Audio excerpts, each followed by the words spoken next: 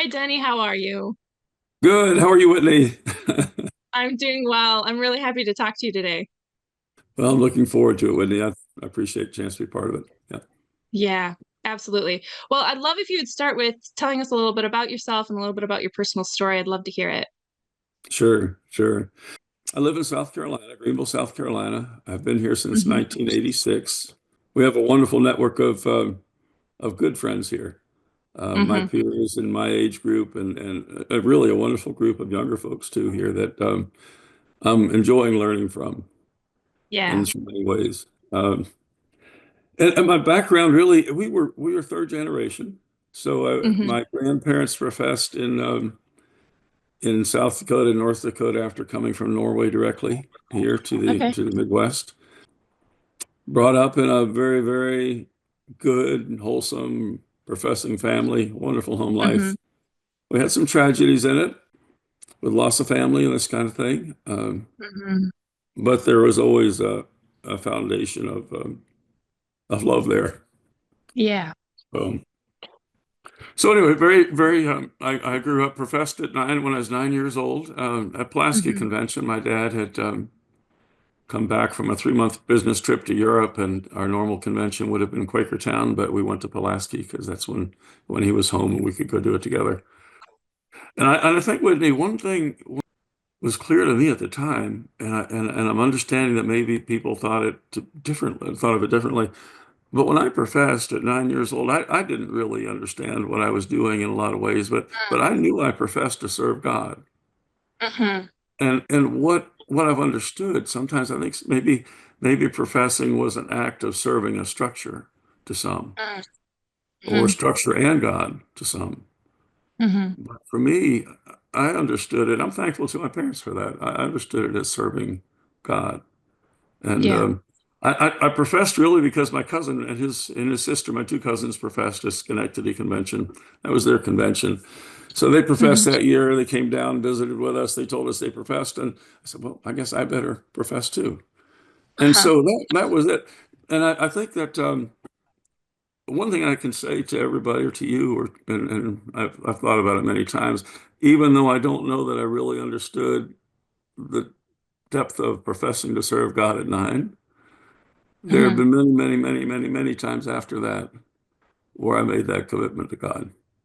hmm And talk a little bit about the prodigal son maybe a bit later, but I feel like I'm kind of like the prodigal son. I can't say hmm that I've done my life perfectly. There's hmm things that I could have done better for sure. Many, many things I could have done better. hmm But I always feel like I knew who my father was. I knew who God was. Yeah. And that's Yeah. been instilled in me from my parents. And my environment. So hmm I'm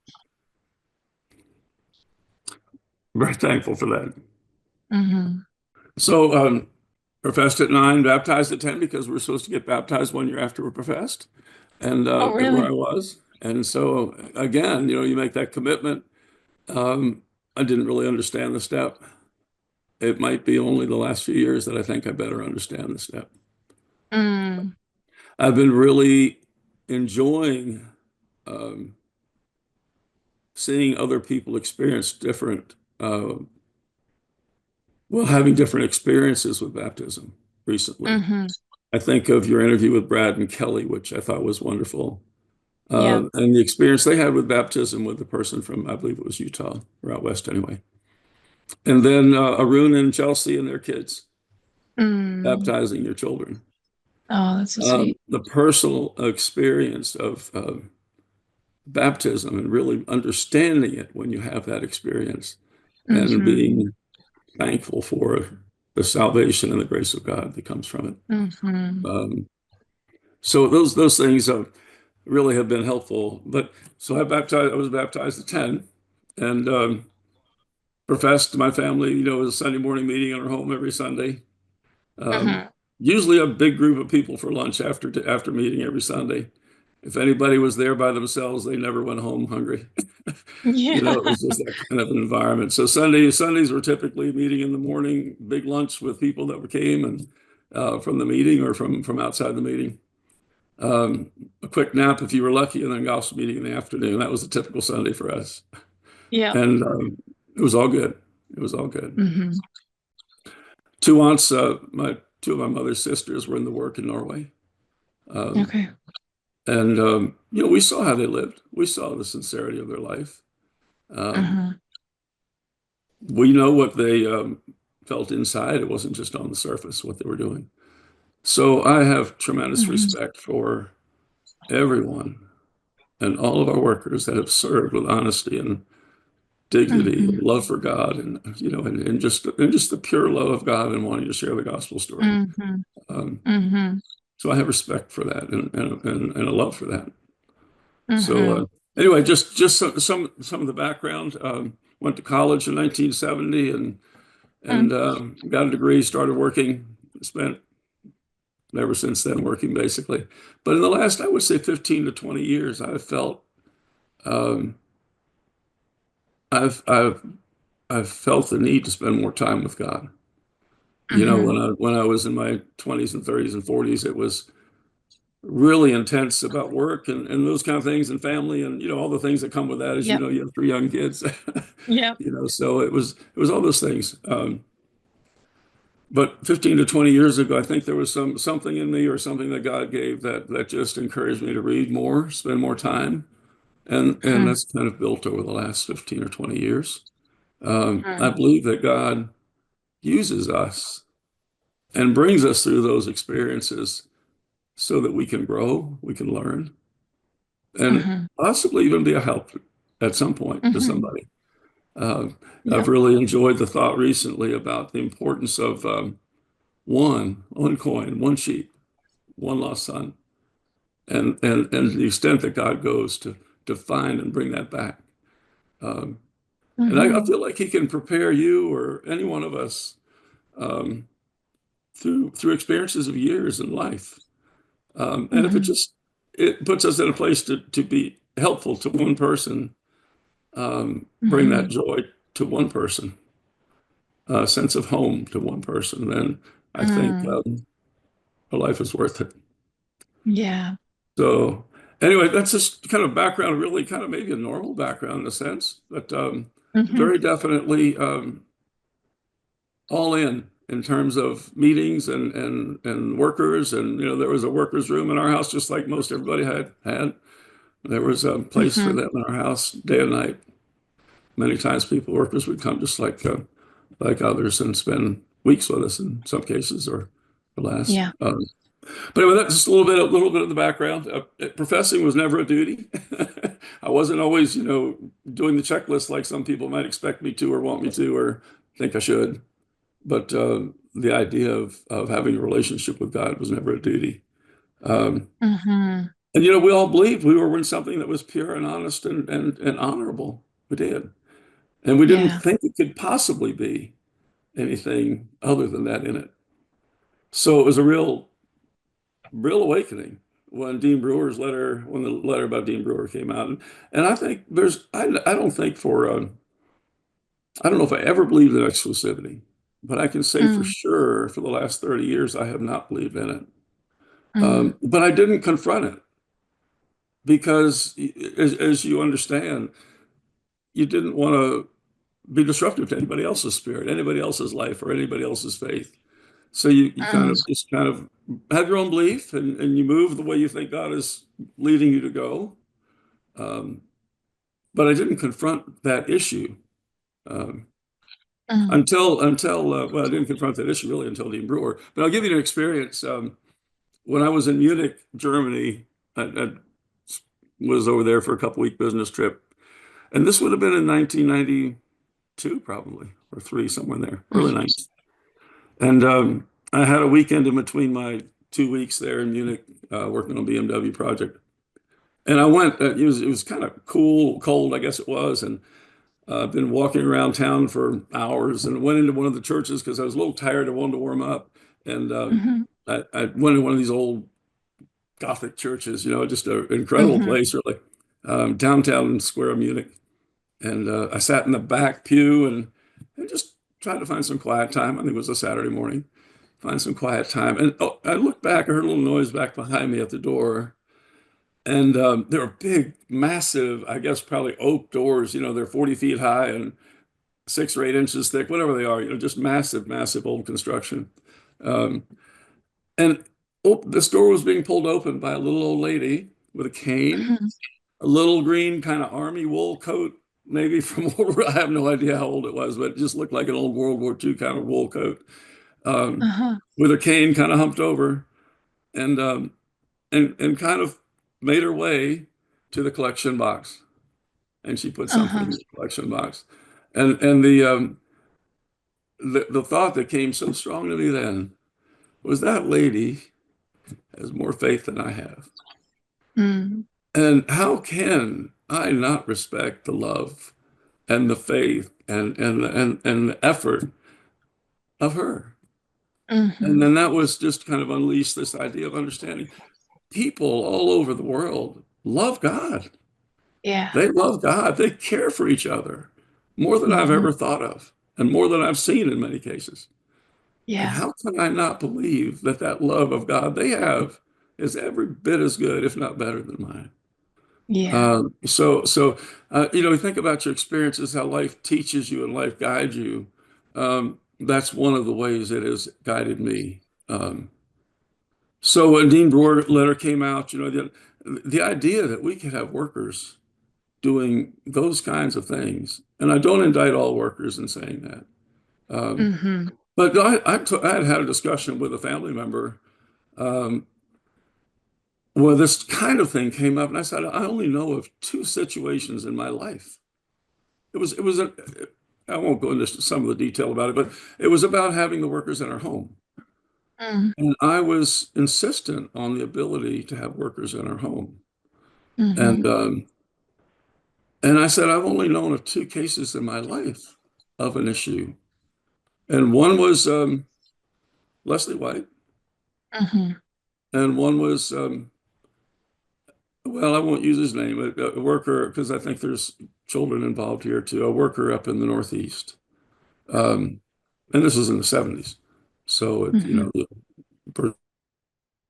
um, only 2 cases. And it said, in my whole life experience, I've never seen any heard of anything like this in my life experience. So of course I want to have an open home for our workers, and that kind of. And so Mhm. that's another story. But so then when this letter came out and we started to understand the magnitude of issues that have been covered up Mhm. and pushed aside and hidden, um, it was just a real rude awakening, not only Yeah. about CSA and SA, but it caused me to look at doctrine, the lack of transparency, the lack of openness and communication and honesty.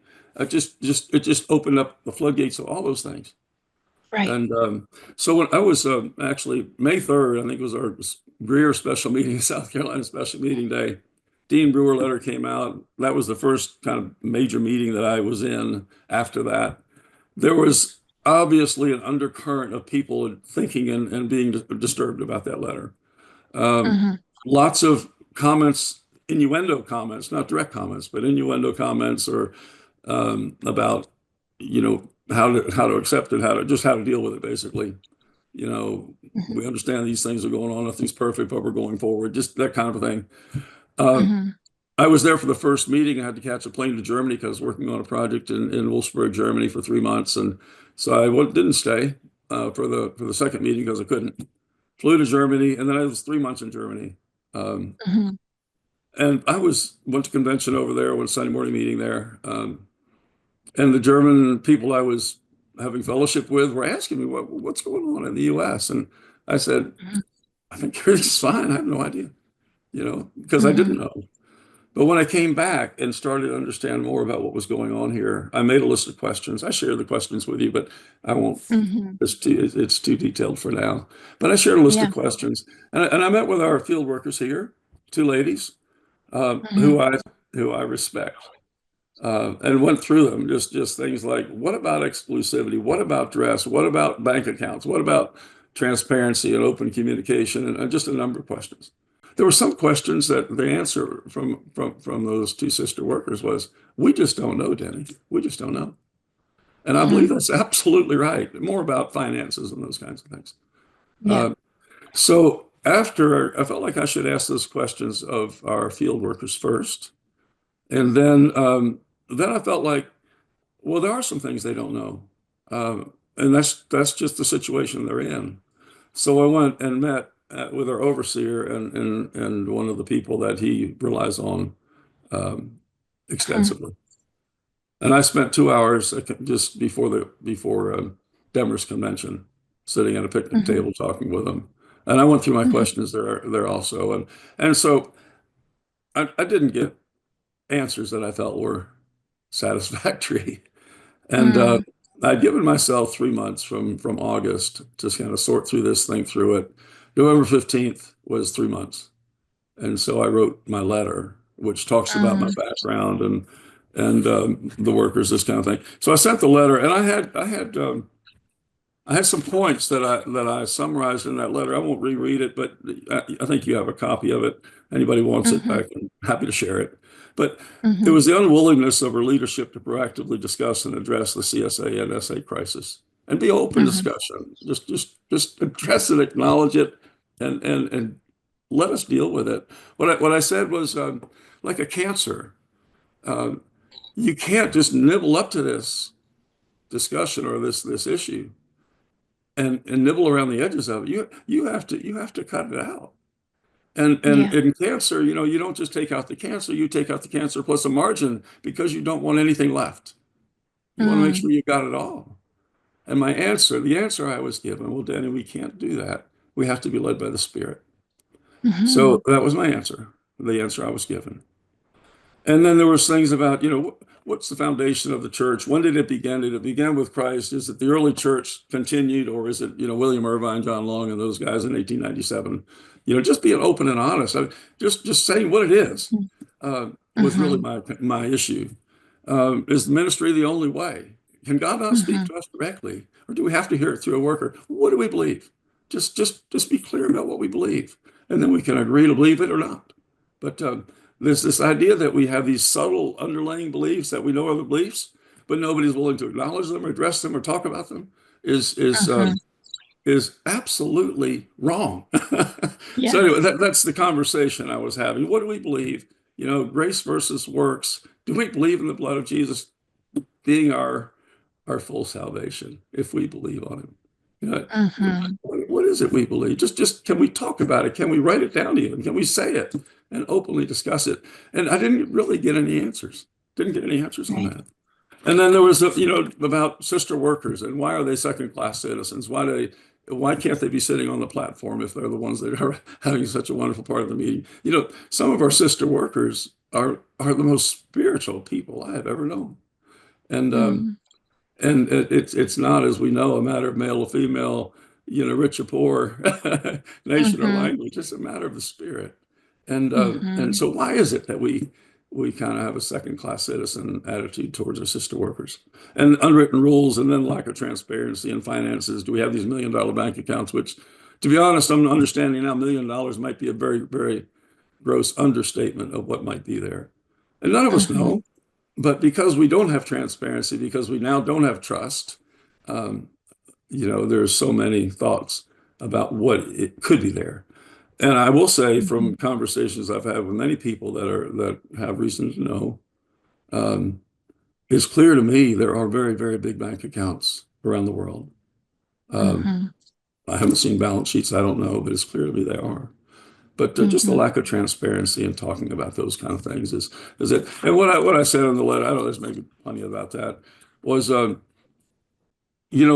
are reasons for things. I mean, there are reasons to have uh, fun money, money in the Mhm. church, money in the fellowship. There are workers that need help. There are people that need help. Um, but the idea that we can't be open and honest in what we have and how it's being used um, Mhm. is unacceptable.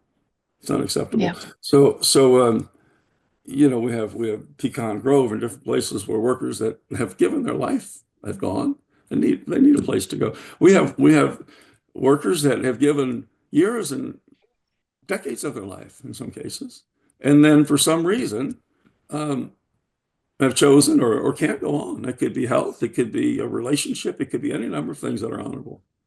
But why is it if we have big bank accounts that those funds can't be used to help them? Well, why is it that those funds, if they exist, can't be used to help the fellowship, or the ones that are needy, or ones that have a surgery that that are just in the fellowship, not workers, but just part of the membership? Hmm. Why is it that if the neighbor down the street has a need, and we have millions of dollars in the bank, that we can't bring lunch to them, or we can't pay an apartment bill, or we can't pay a light bill? Why is that? Why is it we don't care? Why is it we don't ask? Why is it we don't know? And that, to me, is just this problem of exclusivity. It puts us in a bubble. We think we're better than anybody else. We don't respect anybody else's prayers. We don't respect anybody else's life. We don't expect anybody else's sacrifice. We just totally discount the value of somebody else's love for God and ability to help. And Hmm. I tell you, one of the most wonderful things through this experience for me has been recognizing I can learn from every neighbor I have, every encounter I have at the nursing home. The person that's taking care of, and this happened, person taking care of her husband came out at 9 o'clock from a nursing home, it was actually like a hospice care place, actually.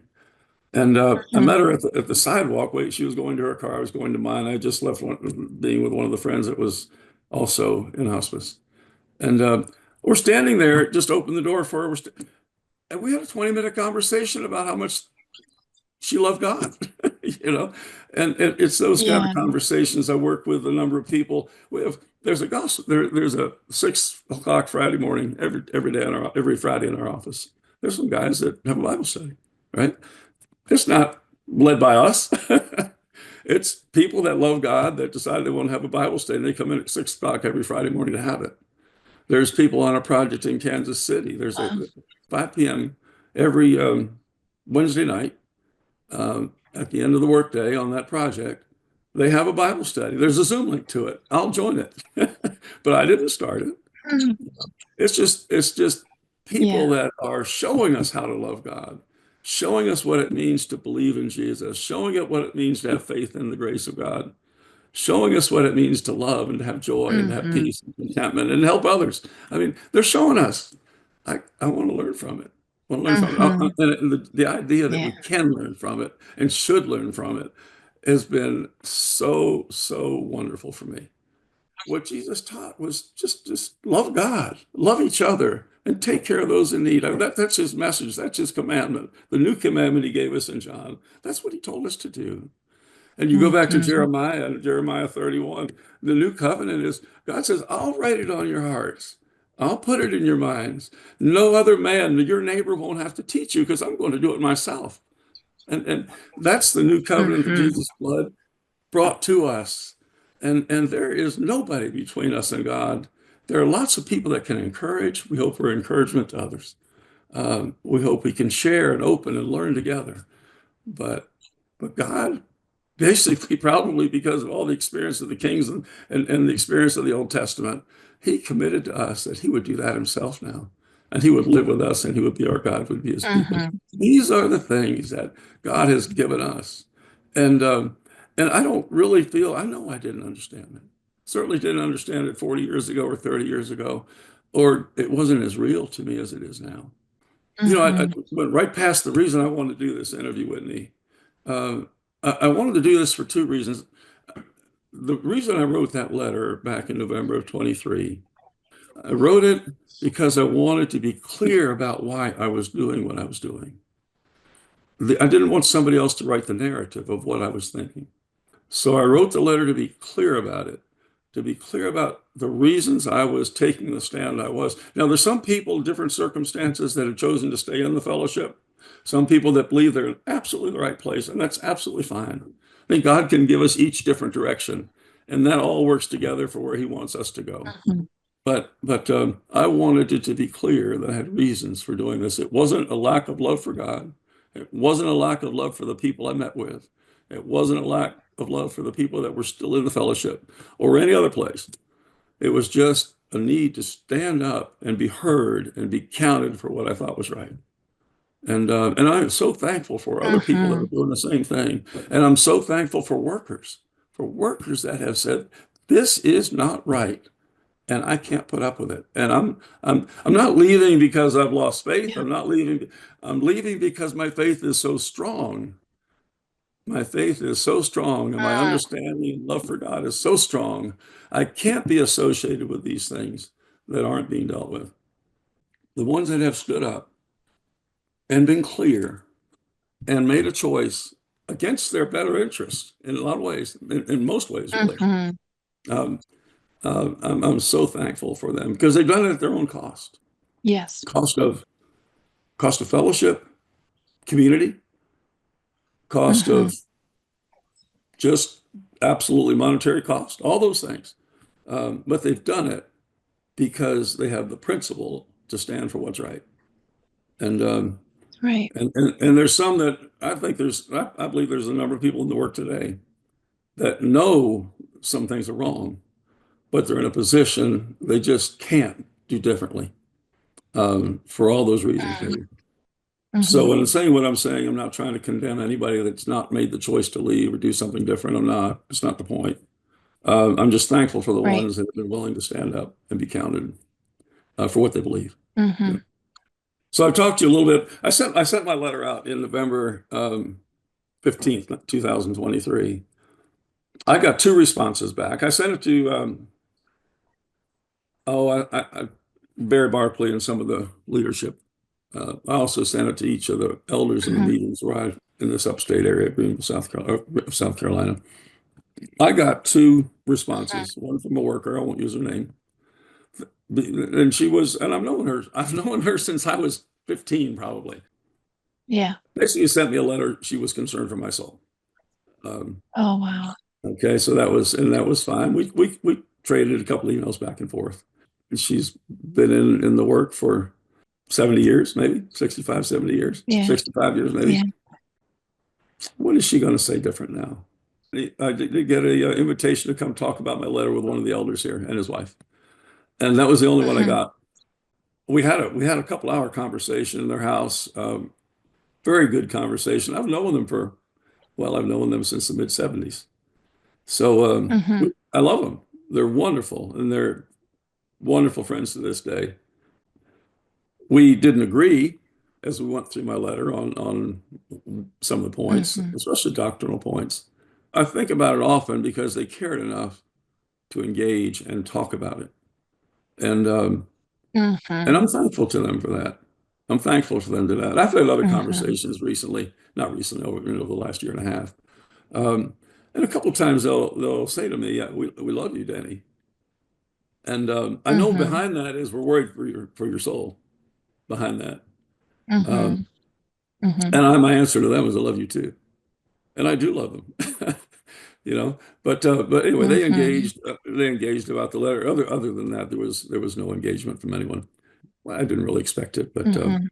that's the way it was. So, I've Hmm. come to learn a few things in this last year and a half, Whitney, about understanding the Bible in Hmm. context. Understanding what the numbers mean. Right. One is God, and you know, three is the Holy Spirit and God and the Son, and four is like talking to the Gentiles.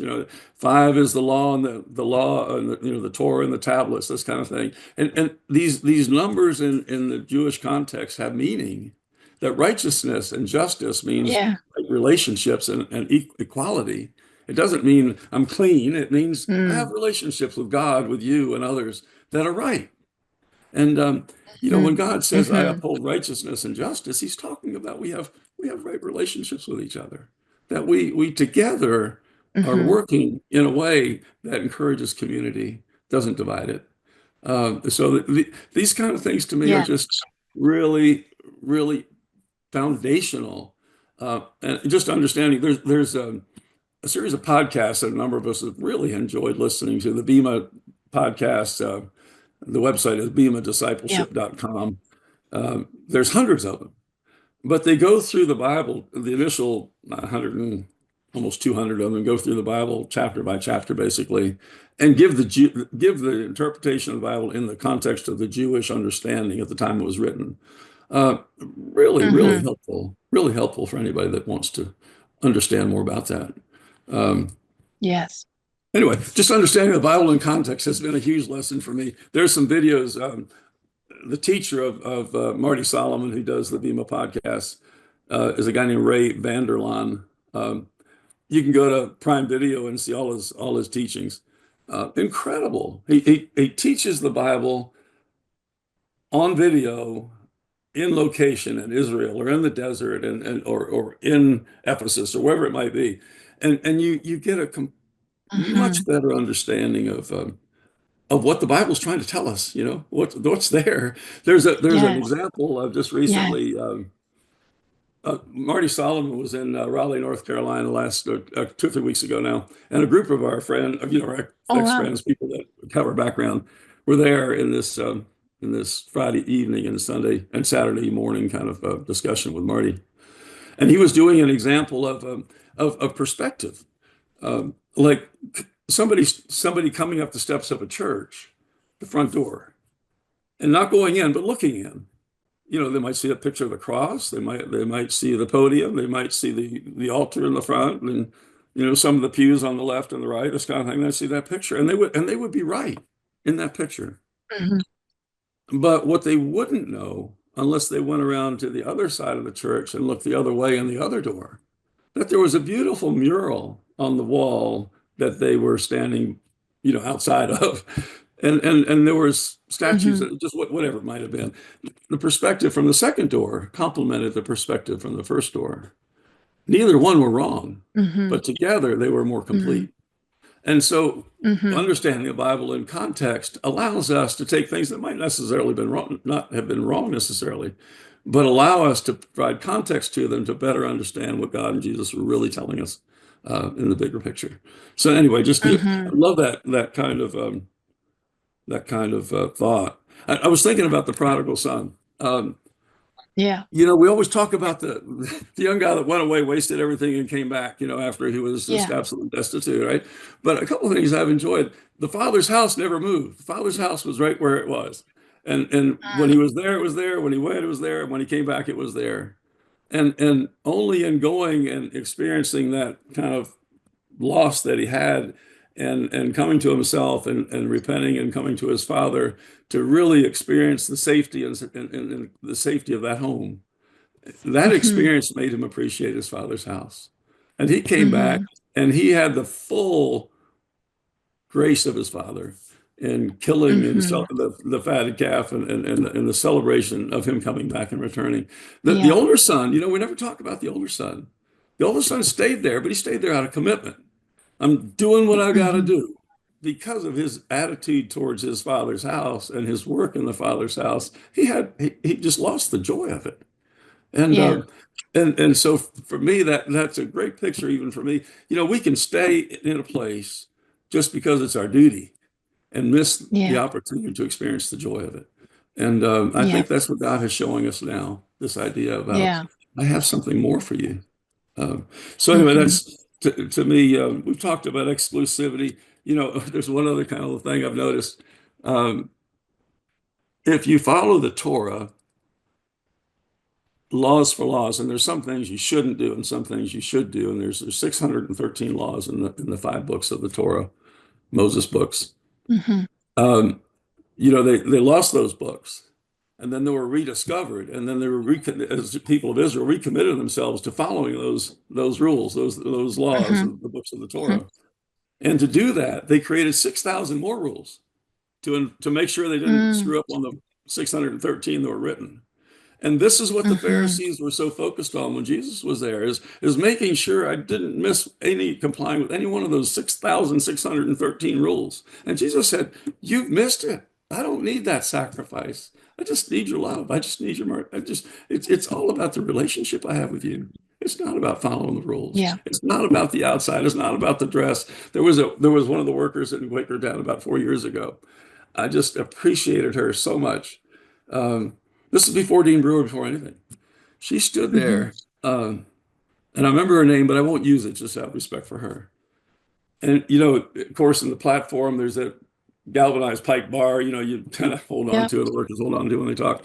And she was just, I tell you what, it is not the length of your skirt or the tightness of your bun that matters. It is your relationship with Jesus, with God, Uh-huh. that matters. Uh-huh. And I was flabbergasted. This worker saying that, you understand. Anybody listening to this will Yeah. understand. In the context of a worker speaking that before Dean Brewer or anytime, even today, Uh-huh. um, was I thought pretty radical. But it was right on. It was exactly what Jesus wants. It's about relationships. It was talking a little bit Yes. about the Jewish meaning of having a meal with someone. Like when Jesus went in to have a meal with the tax collectors, with Matthew and the tax collectors and the sinners, and he was accused of that. Well, in the Jewish context, I love learning this because it just adds so much depth to what we Hmm. read. It wasn't just a Yes. meal. And sitting down at that meal was a request to have a friendship with the person you were having the meal with. And so, Hmm. you know, for Jesus to say, I'd like to have a dinner with you, I'd like to have a lunch with you, a meal with you, or share bread with you. It was an invitation to have a relationship. I want a relationship with you. And this is all I Hmm. think God wants of us, that we have a Yeah. relationship with Him. But those are the things that make the context so wonderful. Um, yeah, Yes. I don't go on for this, but the real reason for doing this today for me was really, like I said, to set the context, to set the to clarify the narrative. We have fellowship here in my home and other homes around here with people that have gone to meetings, some that haven't gone to meetings, just because we enjoy learning from each other, from Yeah. our readings, from the encouragement we get just by sharing things we're learning together. I think that the one reason for doing this at this time also for me was I've begun to hear in the last few months the narrative that those that have left are demonizing those that have stayed. There could be nothing further from the truth than that. That is a system protecting itself. That's the narrative of a system protecting itself. The reality of this is, if you believe it or not, the people that are leaving because of their love for God, because of their love for what's right, because of their love what's true and honest. And they want to pursue it. And they want to pursue it without Hmm. boundaries that are set by man. And Hmm. that is the reason people are leaving. And in doing that, their love for those that are staying couldn't be stronger. It couldn't be Hmm. stronger. It's certainly Hmm. not motivated by disparaging those that are staying. Um, Hmm. the need for open communication between those that are staying and those that have left is more important now than it's ever been. Yes. The idea that there should be barriers between our communication is terrible. It's destructive, and Hmm. and the barriers in our communication ought to be non-existent. There should be no barriers. It should Yeah. be an it should be an environment where if we think differently, we can still share openly and respectfully what we're doing, what we're thinking, and learn from each other. I mean, there are some incredibly faithful, thoughtful, knowledgeable, spiritual people that are still in meetings. They are. Exactly. And Yes. I know I told you about one of the couples a minute ago. I Yep. want I want to learn from them, but right now, to be honest, we're divided, and that's not Mm. possible to some extent. We've just started um, having some get-togethers where we invite everybody we used to be, kind of just invite everybody we used to be friends with, and want to be friends with Hmm. still, and really are friends with still. To break down the barrier that's perceived because it's not real. It's perceived, but it's not real, and It's not real. Hmm. it's not real. And going forward, if anybody hears this, please help us to break down that barrier. Please encourage Hmm. communication. And we have our values, we have our thoughts, we have our commitments to God. If our beliefs are different, we're respectful about them. Yep. Um, But the foundation of Jesus' teaching was love each other. It wasn't love the ones Yeah. in this fellowship or that fellowship or the ones that left or didn't leave. It was love each other. And that's not just the ones that professed or not the professing communities, everybody in the world. Yep. The Good Samaritan wasn't, the Samaritans were the mix of the Babylonians, I guess, and the Israelites, that because they didn't want to Yep. leave Israel and go to Babylon in the exile, so they became kind of mixed up and would considered outsiders, obviously, from our perspective, our old perspective. Open, honest, respectful communication. And I want to say this too. What you are Uh-huh. doing and what the CCF organization is doing of Mm, open, respectful, honest communication for everybody, not mm, just one group or another group, but for mhm, everybody, is something we mhm. need. There's a book called Find Out Church Refugees. There's a couple things I want to mention to you. A book called Church Refugees. I think Yes. I can show you. It's right, this one right here. Um, Sure. it talks about people leaving churches in general. What you realize now is it's not Mhm, just our fellowship that people are questioning. mhm, It's all the fellowships mhm. around the world. It's funny. I was telling somebody at a dinner a year ago, maybe now, about the experiences we're having. I've been very open about it because I think honesty is, needs to be shared. She said, "Oh my goodness, we're doing the same thing in the Methodist Church." And you find out Right. church after church after church after church is having similar experiences, and Mhm, and I do believe it's God mm, I believe it's God working everyone individually, heart individually, to mhm, think about what's important for them, to think about their relationship with God, and to make a mhm, choice about what's important to them. In all mhm. honesty, right? But in this Yep. book, it talks about maybe there were 60 million people in the 80s that were going to church, and 30 some million of those have left. And it talks about the reasons they left. Yeah. I just want to share those reasons with you. Just do that real quick. Um, Perfect. there are four reasons they have left. Make sure I get to the right page here. In addition to these four would be the CSA and SA, but these are the four. 30 million people have left the organized church structure. They wanted community, but got judgment. They wanted to affect the life of the church, but got bureaucracy. They Mm, wanted conversation and got doctrine. They wanted meaningful relationship with the world and got moral prescription or guidelines or rules. Those are uh-huh. the four reasons 30 million people left the structured church. And I think we can understand and relate to them, to be honest. Um, Yeah. there's also a number of books, but I wanted to mention one other book called Finding Church. I don't know if Yeah. anybody has heard this book or not. A number of us have read it. Finding Church by Wayne Jacobson.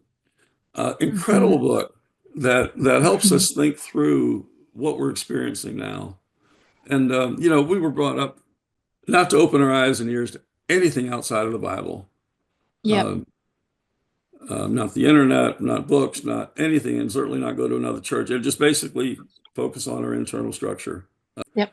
But what we're learning is there is so much to really help us spiritually and understand Mhm, better what God has shared with us and what God has given mhm, us. mhm. If we're willing to search for it. A good friend of mine, I won't name him, I think I did once before, but he said, be curious, be curious. God has Yeah. things to show us. God has things to Yeah. show us. Keep searching, be curious, learn more. Yeah. And it's not learn for learning's sake. I think it's learning for understanding. It's learning to experience the joy and the promise that's Yep. given to us. Another thing, just this bit about open communication. Thinking about that today, have compassion for those like me that have made mistakes. Even in my Mhm, journey this last year and a half, if I've said something or written something in these letters or questions that I didn't write, it's not because I want to be offensive, it's because I'm trying to learn, you know. But when yeah. we think about just the pure love of Jesus, the pure love of God, it's full of compassion. When we think about a father and a family or father and mother and their Mhm, family, you know, the father and mother love their children. If the child makes a mistake, we don't kick them out of the family. We correct them. If they mhm, if they get hurt, we pick them up and help bring them to the doctor, help them get healed. Right? And we love them all the more for the experience they've had. We draw them closer. And that's what mhm, we're doing now with God and with His family, what God's doing with us. We're gonna make mistakes, but we're trying to learn how to be in the family, how to experience the love of the family, how to experience the closeness and the compassion of the family. This mhm. is what we are, what we're learning. That is what God wants to give us. It's really, really, really, really simple. And we've made Yep. it so complicated. Where we go from here, fellowship wise, I've gone to a couple local churches here. We've Mhm. had Sunday afternoon suppers here at the house, and people have come over. Yep. We've had 6 or 8 or 10 people. Some have come from meetings, some haven't. I know in other parts of the country there are brunches going on Sunday morning, and people are just getting together, talk about the Bible, talk about what God means to them. These, just like Acts 2, these are the Yep. natural experiences that people have. The conversation, the open conversation, the open learning, the open searching for what God wants to give us. Hmm. Those are the things. Those things Yeah. are going on. Those things are going on. We've been in a structure that's been so formal that we have Hmm. to do, one thing first and one thing second and one thing third. And we wouldn't dare make the third thing second because that would be against the spirit of God. But yet, 20 years ago, we did it second. It didn't matter. It's Hmm. just we gotten so tied Hmm. up, and it's not just the fellowship we come from. Hmm. Every Hmm. church has their doctrine. Every church has their Hmm. rules, and they all cause us to get tied up in the form and forget the substance. Basically, Yep. every structure gives reason for jealousy. Every structure Hmm. gives reason for pride. I'm here and you're here. You're here and I'm jealous because I think I should be. Hmm. The structure, the presence of a structure creates things that are not godly. And when you think about what Hmm. Jesus taught us about structure, what he taught us about dress, what he taught us about these things, he didn't. He didn't. He Yeah. taught us about loving each other, loving God, and and Yep. and believing in him. I've talked to many people that feel the same way I do. Because I have no intention of joining another church. I've attended another church. I plan to continue attending different churches if I feel like I can be Hmm. fed there or feel the Spirit there. Hmm. But I don't plan to join because that's just another set of doctrine and just another spider's web to get Yeah. tangled up in. It's kind of how I feel about it. Yeah. Um, Yeah. I don't know if you have any questions or thoughts or Oh, it's so thrilling to listen to you talk because it's just so right on the money. And I love what you talk about the other churches that are going through this as well.